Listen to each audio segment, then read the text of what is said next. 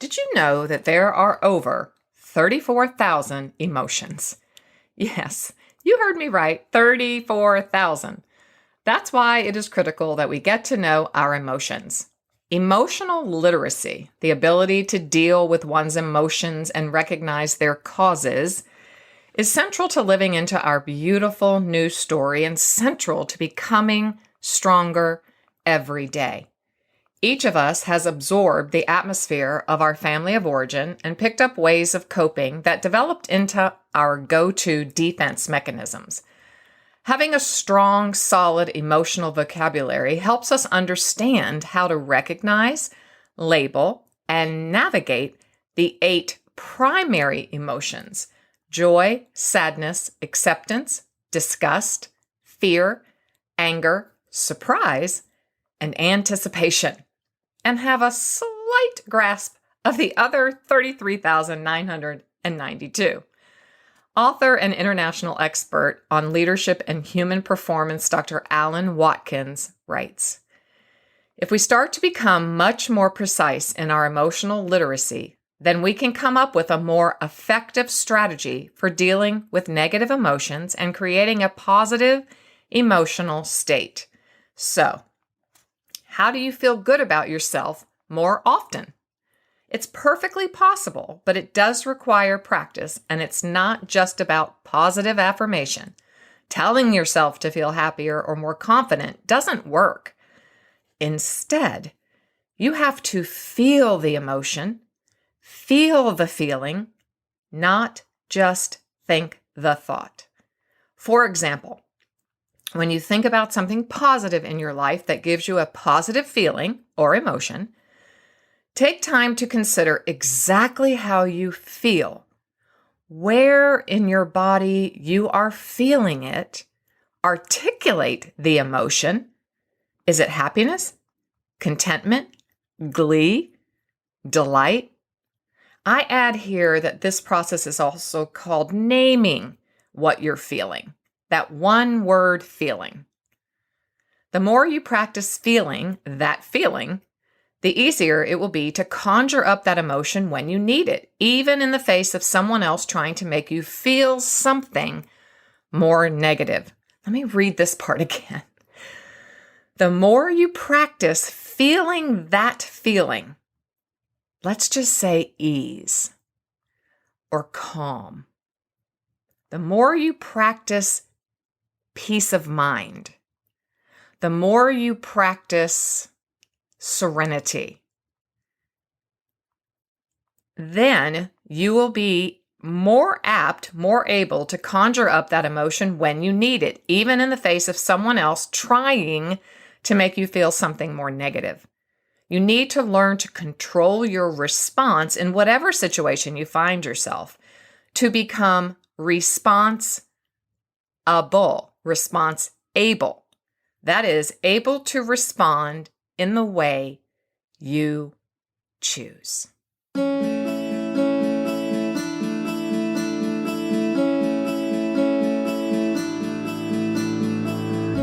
Sometimes the story we tell ourselves is not really true. Sometimes the story others tell about us is not really true. Here on today's Heartlift with Janell, we are going to learn how to rewrite our story. So pick up your favorite pen and journal, grab a cup of something delicious, and start your heart-lifting journey towards living a meaningful life.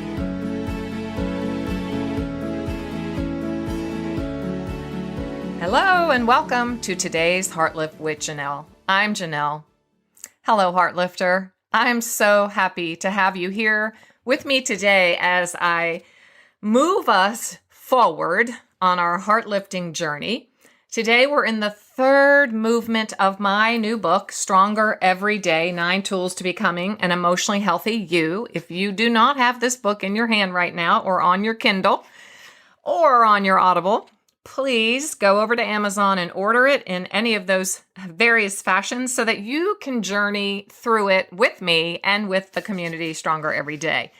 Also, be sure to subscribe at janellreardon.com so that you can be the first to receive any and all updates and all the new resources that I'm putting out all of the time. Real easy to do, janellreardon.com. You'll see a little blue bar pop down. You just put your first name and your email, and I promise nothing but inspiration, motivation, spiritual growth, all the goods. So part 3 in my book is establish, and it includes the last 3 tools. Establish means to found, institute, build, or bring into being on a firm or stable basis. I chose our scriptural footing in Psalm 119, verse 73 in the Amplified Version. It reads, "Your hands have made me and established me. Give me understanding and a teachable heart, that I may learn your commandments, God." Tool 7 is about sending new, positive, healthy, sound and stable messages to your brain. We have a part in what we send to our brain, and that's what this tool is all about. And the tool that we're looking at here in the field of psychology, psychiatry is called memory reconsolidation. Whew. I came upon this tool at a very critical time. I've spoken of it before in earlier podcast episodes, so I won't take the time here because I really want to dig into this chapter. It has lots of tools. It's really tool rich. There's tools under tools under tools.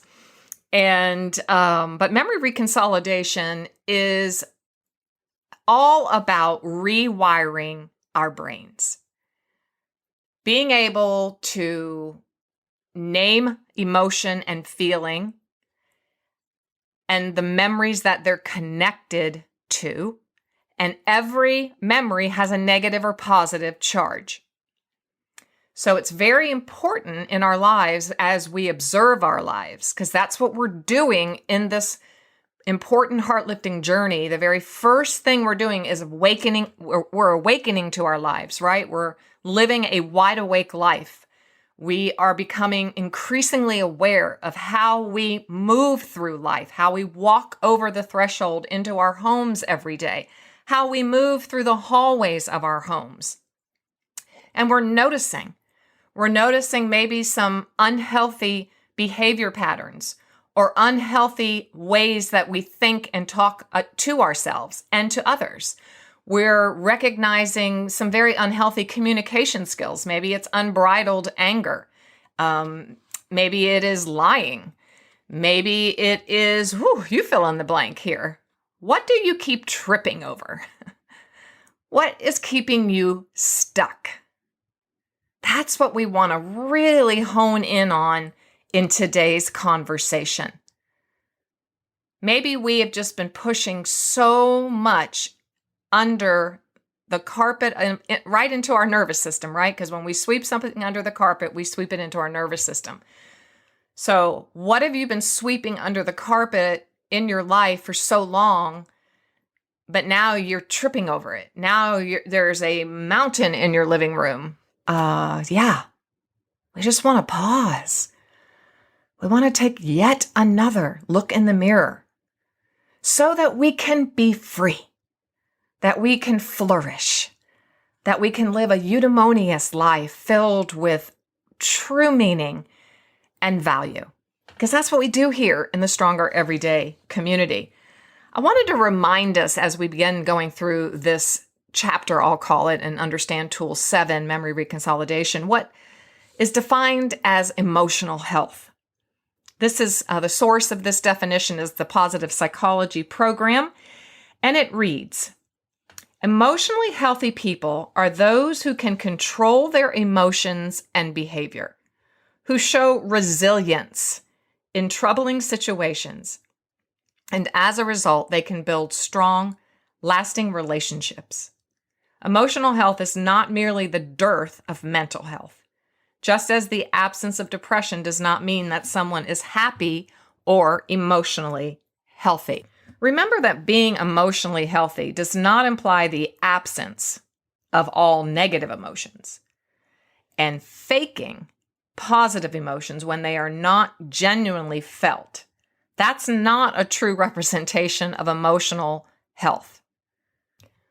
But for many of us, of course, that's what I write about, and that's what I'm all about, is helping us all become stronger every day. So on many occasions, we're talking about those of us who perhaps have grown up in a situation that wasn't the most ideal. And in my life, I grew up in an alcoholic home. And so in my book on page 179, I note the American Addiction Center writes, substance abuse affects a family on every level: emotional, psychological, financial, and social. Worst of all, addiction undermines the loving, trusting relationships that sustain a healthy family. Restoring those relationships, which were often damaged long before the substance abuse began, requires time, patience, and the support of knowledgeable addiction professionals.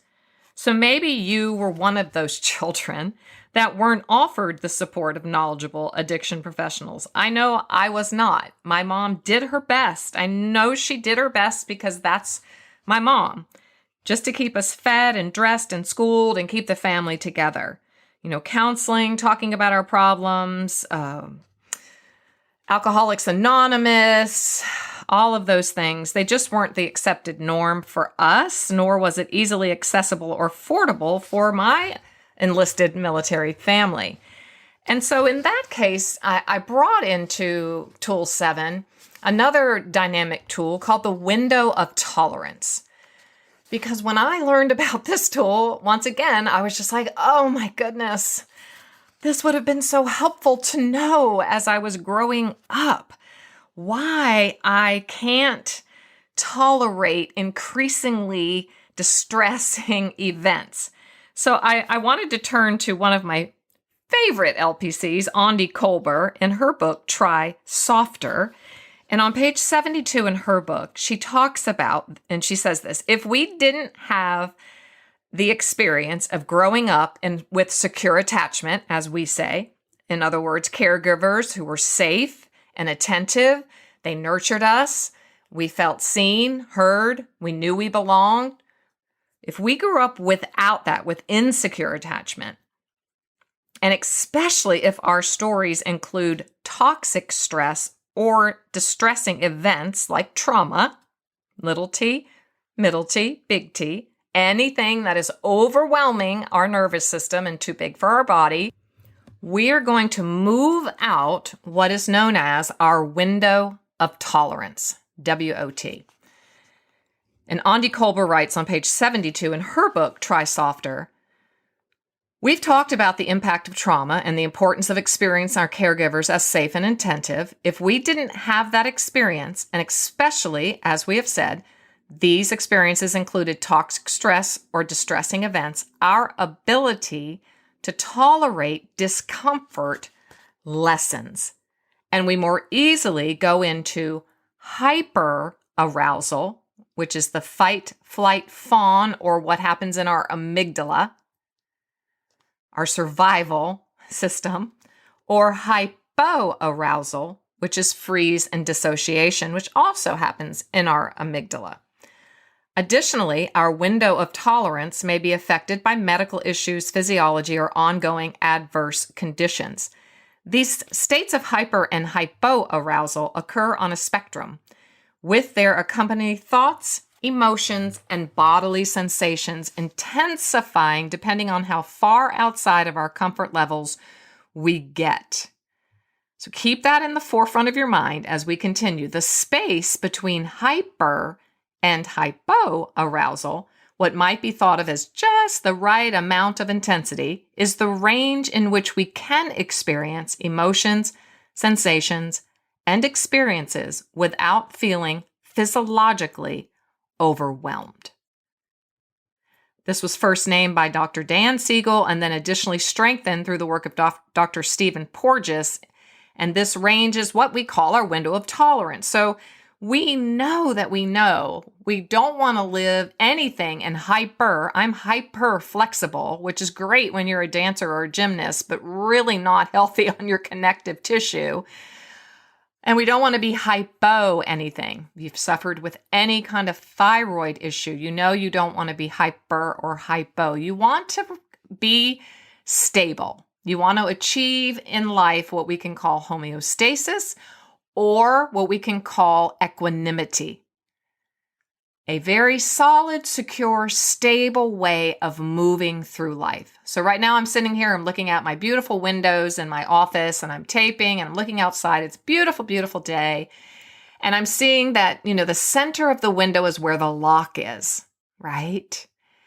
And so anything above the lock is hyperarousal, fight, flight, fawn. And you might see if any of these resonate with you.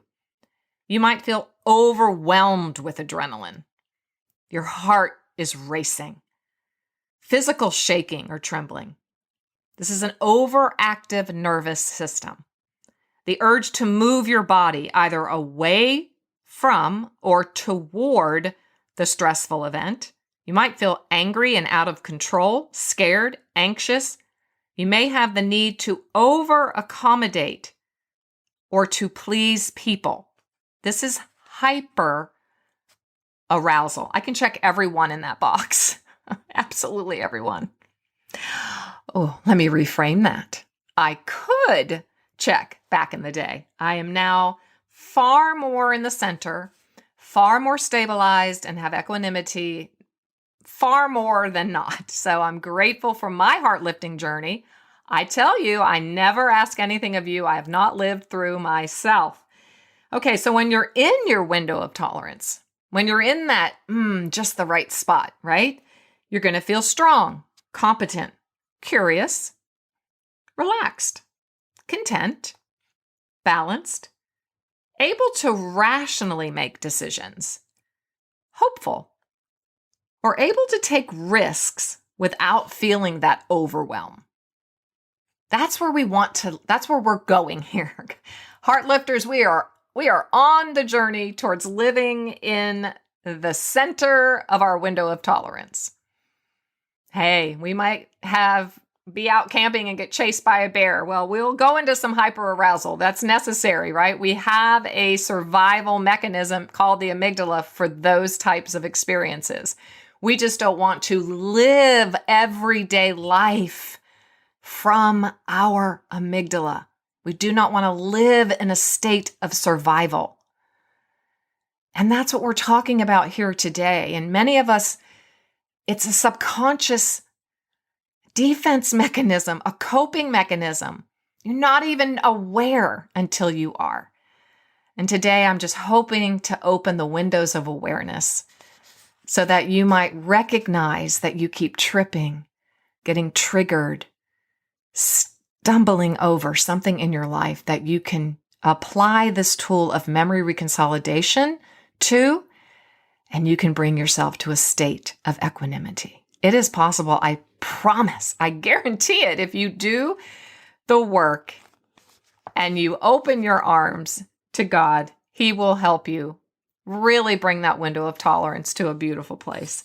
Okay, so when you're in hypoarousal, HYPO, you might feel sluggish, depressed, suddenly exhausted, foggy, or zoned out. I can't tell you the amount of years I spent in fog. They diagnosed me with fibromyalgia because of it. I want to say that was my late 20s, early 30s, maybe 40s. Numb, shut down, paralyzed, frozen to the spot, disconnected from the world, or sometimes it's as though you're watching yourself, like an out-of-body experience. I've been there as well, and it's not comfortable, and I don't really want to ever go there again. So as we're moving through Tool 7, I told you there's so many tools under the tools. That's the window of tolerance. I talk about on page 178 three other unhealthy behavior patterns called triangulation. That's a situation in which two individuals each attempt to draw a third party to their side. It's often expressed in nonverbal cues. An eye roll when one speaks about the other. Hand signals cross the room or behind the back. Throats clear, mouth smirk, deep sighs are heard. Favoritism. This is something as parents we have to be very cautious of. Sometimes it's really subconscious. We give unfair preferential treatment to one person or one group at the expense of another. Whispers pass between mother and favored child while the other is standing nearby. Ugh. And they're listening. Favored child feels awkward and so uncomfortable. Other child feels pain, anger, or even numbness. Comparison, right? Noting the similarity or dissimilarity between. Why aren't you neat like your sister? She's the stronger daughter. You're just like your father. And that note is typically when mom's not really fond of father. Wanted to bring those into play so that you can take some time as we're working through Tool 7 and some introspection, both personally in your own life and in your own self as a child, but also perhaps in your parenting. Are any of these in your parenting? If so, it's a good day to take a good long look. Oh, we talk about triggers a lot in Tool 7. And that's going to start on page 181 and go through, well, pretty much to the end of the chapter. And I just really wanted to talk about this little section, taking the tension out of triggers, because we were talking today, like, what triggers you? And in the work of memory reconsolidation, this is very, very important. So usually when clients come to me and they sit before me, maybe after the second, even sometimes in the first session, even in the intake, I notice triggers. They just start blaring like a red siren. And I just make note of it. I write, let's face it, conflict happens, especially in emotionally charged circumstances. In extreme times, triggers occur and defense mechanisms are activated, usually wrapped in tension and armed for a fight, either verbally, hurtful, hateful, or non-verbally, which is silent and unsafe. A trigger is something that sets off a memory tape or flashback, transporting the person back to the event of his or her original trauma. They're typically unexpected. They're typically negative. There are positive triggers, as we can mention, like the smell of a chocolate chip cookie baking in the home can bring you back to your grandmother's lovely home and how peaceful you felt in it. I have one client who is okay if I share it. She had a very turbulent childhood, but there was a beautiful positive trigger in what they called the meatballs and the sauce. That was an Italian family, and when she smells that smell of the sauce, the smell of the meatballs, it really evokes a very positive memory in her life. And boy, that's what we cling to when we're moving through the healing journey. We want to remember, we want to feel the positive and really take them in so that we can start feeling them more so that the negative can consolidate. You know, sometimes triggers take us totally off guard. That's what I'm talking about here today. Those triggers that just take you off guard. They take your breath away. They knock you off your feet and you go, what on earth just happened? A sudden jarring word is spoken. A nasty glare is given. Someone rubs us in the wrong way. A photo is posted on social media. Sometimes, as I said, they can be positive, but usually they're counterproductive and they're draining. And they stir our competitive instinct or our survival instinct. As I said, we're going to think about what leads us to an intensified negative emotional reaction, the unhealthy ones that bind and breed even more unhealthy outcomes. And so that's what we want to talk about today. And we want to learn how we can use this tool of memory reconsolidation. So if you'd go to page 186 with me, I'm going to take a moment and read through just a few defense mechanisms that I note here, because when we're triggered, we are going to default typically to one or two or three of these defense mechanisms, these ways that we've learned to cope. Now, one of the ways I learned to cope was people pleasing, right? That's a hyper arousal in my window of tolerance. Oh my God, they don't like me. They don't like me. Everybody has to like me. If they don't like me, then I don't have any value, worth, or dignity. And if I don't have any value, worth, and dignity, I just want to die. All right. That's one feedback cycle or loop in my life. So defense mechanisms, they're often referred to as ego defenses. Let me clarify. I think this example will help. A while back, I was working at a counseling practice as their certified life coach. I loved it. And I always said I was the person who put the running shoes onto the counseling client and taught her how to apply, him or her, to apply all of these things that the counselor is telling them about. I would explain them. I would help them understand. And that was really the genesis of this book, Stronger Every Day, because I thought, man, most of us leave a counseling office and go, I have no idea what those big words were that they were telling me. But as a life coach, as a certified life coach, with trauma information in my belt, I was able to really explain to them and give them an understanding of how to make them be practical in their life. And so it was a beautiful marriage. I think it's a beautiful marriage of therapy. And that's what I did when I developed the Heartlift method. I thought, let me synergize counseling and therapy words and practices and put them into life coaching skills and apply some spiritual formation and direction. And boy, we just got a winning combination here of healing mentally and emotionally. So one of my cohorts said, she's told me, she said, you just give people ego strength. And I was, what? Just scratched my head at the time. I didn't really know what she meant because that sounded bad. But as I studied it and learned and talked to her about it, she was like, no, we all have an ego, and we want our egos to be healthy and strong. And we want them to be in a state, right, of that beautiful equanimity where we're secure and we're stable.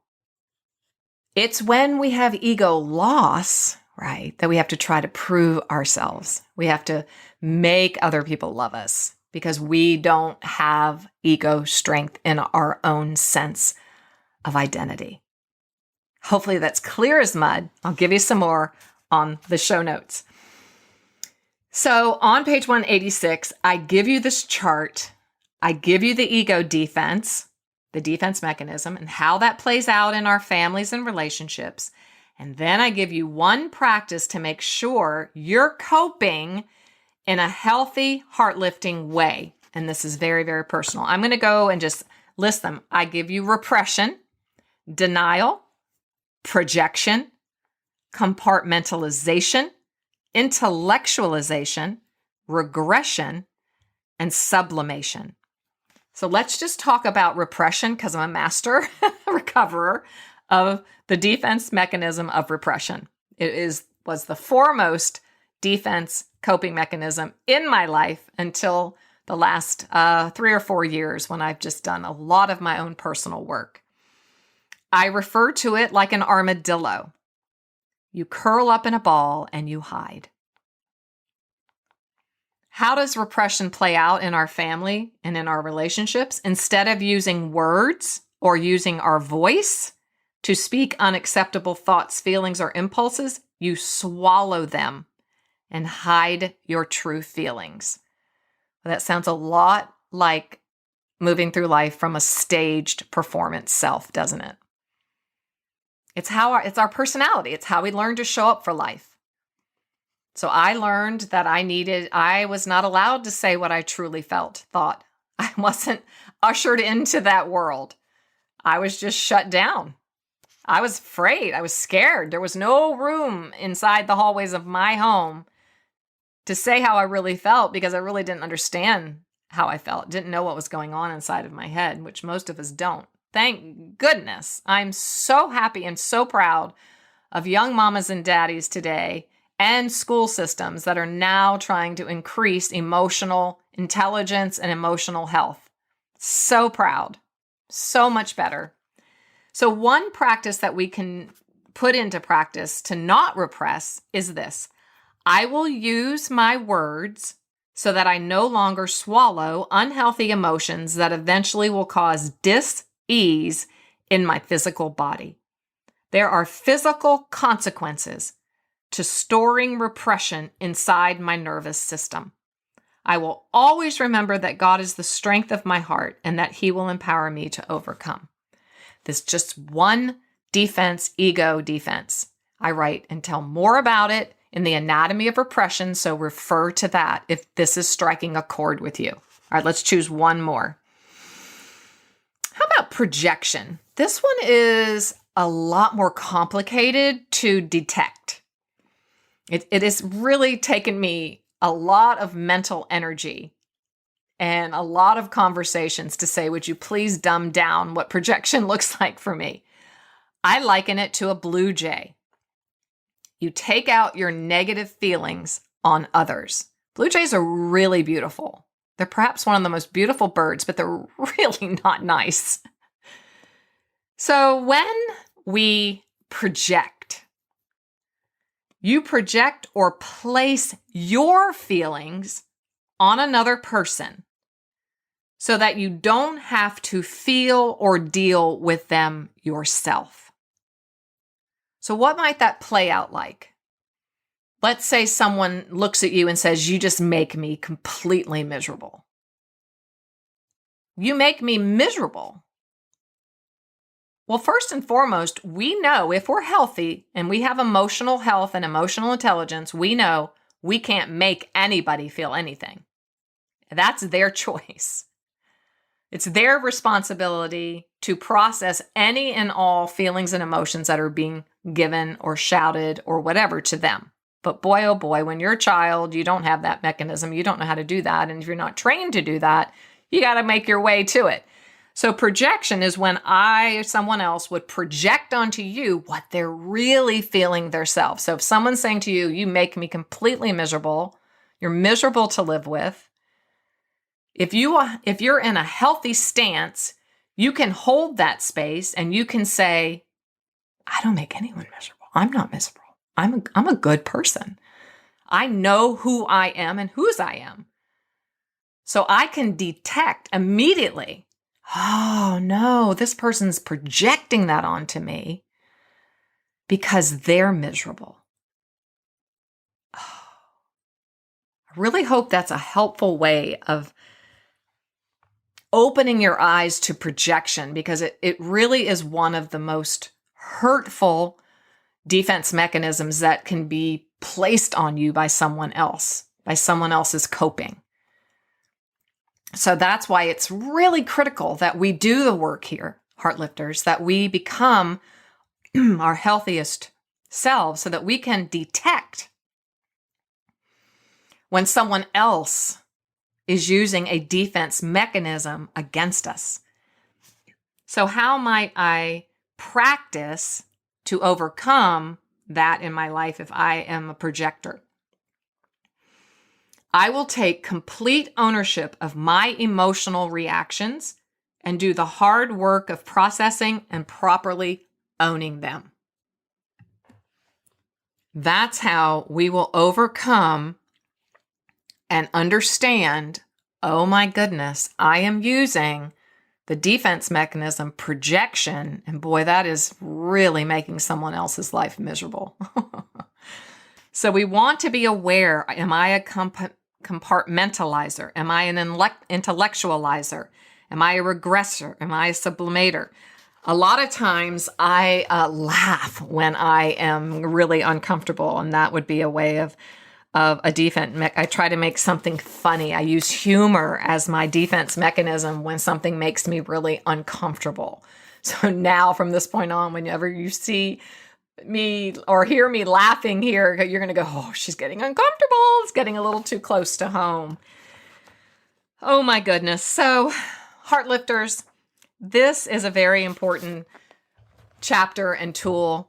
And so let's close out understanding what memory reconsolidation is and how we can utilize it in our lives to help us clear neural pathways in our lives from unhealthy places and spaces to healthy. I'm not going to go too deep here because I am happy to announce that we are going to have with us Dr. Benjamin Purkis, who actually introduced me to the beautiful methodology of aroma freedom and trauma memory resolution and this tool of memory reconsolidation. Had I not met him, had I not gone through the beautiful certification process in aroma freedom therapy, utilizing therapeutic grade essential oils to do this process of memory reconsolidation, it wouldn't even be in this book. So I'm so happy to announce, because he just reconnected with me and said, okay, I've got some time now. And I'm like, drum roll, please. Dr. Purkis will be with us. So we'll go into it in detail. So take the time and prep for that deep dive by reading through Establish a Time to Build on page 199 of Stronger Every Day, and it goes all the way to page 202. So please, if you don't have Stronger Every Day, order it, download it, get it on Audible so that you can begin to understand how to consolidate these negatively charged memories in your life. I'll just read this part as we close. A friend invited me to attend an event that introduced me to a new and revolutionary emotional health modality, the aroma freedom technique, developed, like I said, by clinical psychologist Benjamin Purkis in alignment with the research and writings of Gary Young, the father of the modern essential oil movement. This simple, safe, and highly efficient healing modality incorporates several different psychological therapies, many actually, including EMDR, eye movement desensitization and reprocessing, with the power of aromatherapy and the use of memory reconsolidation. So here's the very simple definition of memory reconsolidation: the brain's natural way of updating and learning. And Dr. Purkis discovered that holding the four primary aspects of consciousness together at the same time, that's that memory complex we have talked so much about: feeling, thought, sensation, and imagination, while smelling specific, strategically formulated therapeutic grade essential oils, had the effect of dissolving the memory and emotion complex and allowed the person to become free from the effects of negative experiences from the past. I have personally witnessed the incredible power of this process. Many, many, many clients who remained stuck in unhealthy behavior patterns were set free. Those who had kept tripping, like we've been saying, over the same root, no matter how hard we had tried to dig it out with talk therapy or lots of other methodologies, we just couldn't resolve the mysterious it. So I committed to staying the course until we did. And on that January morning, the answer to me came, and in truth, it really didn't look like anything I had expected it to, but it was better than I could have ever imagined. Let's just close with this beautiful quote by authors and researchers Bailey and Balsam. Memory reconsolidation, time to change your mind. Ideally, we should benefit from our experiences, not remaining set or stuck in our ways, but rather being capable of flexibly adjusting our memories and representations as we encounter new information. It would be extremely inefficient to treat each experience as entirely unique and have to learn things de novo each time we encounter them. Being able to form memories is ultimately what allows us to learn from experience and carry information about how the world works forward in time. Being able to update our memories allows us to continuously adapt to changes in the world. Whew. I know that's a lot, but please read through pages 199 to 202 in Tool 7, Stronger Every Day. And as I said, we'll take a deeper dive in how to update and give our brains and minds new ways of updating and relearning so that we can move forward in life with real, true victory. Heartlifter, remember, you are clothed with strength and dignity, with nothing to fear. You, my friend, can smile at your future. I'll see you next time. Thanks for listening today. It was great having you here. For even more great content and resources, please join the Stronger Everyday online community at janellreardon.com. Always remember, you, my friend, have value, worth, and dignity.